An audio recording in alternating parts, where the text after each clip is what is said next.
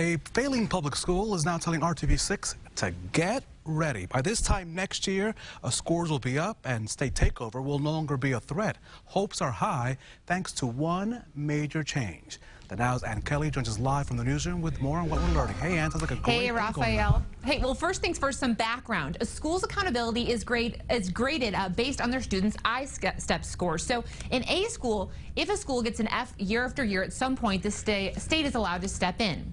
Now, IPS's George H. Fisher School, 93 on the east side, it is almost at that point. Assuming they get another F when scores are released this fall, kids have to do well on this spring's I-STEP, or the state could potentially step in. It's kind of like a do or die. That's where Project Restore comes in. It's a teacher-created and led initiative that has already turned around 2 IPS schools. Both 99 and 88 went from an F to an A in 1 year several years back. Now Principal Nicole Fama says it's 93's turn. Either we do it or the school fails, and so failure to us can't be an option. We can't even do that. These kids deserve a quality education, and they haven't had it. 10-6. After last year's principal failed to fully implement Project Restore, Fama, a former teacher who helped create the program, was appointed principal this year to do just that, to get these kids up to speed and not just passing but excelling on the I-STEP. So we had to ask, how are they going to make it happen? We post the teachers' class averages every week. Fama showing me around the halls today, telling me a month in there are already a few key changes being made that she knows will work. Among them, School 93 now has a dean who handles all disciplinary issues, so teachers don't have to waste classroom time doing so. Every week, students are now tested on material similar to what will be in the I-STEP, so teachers know what they need to work on.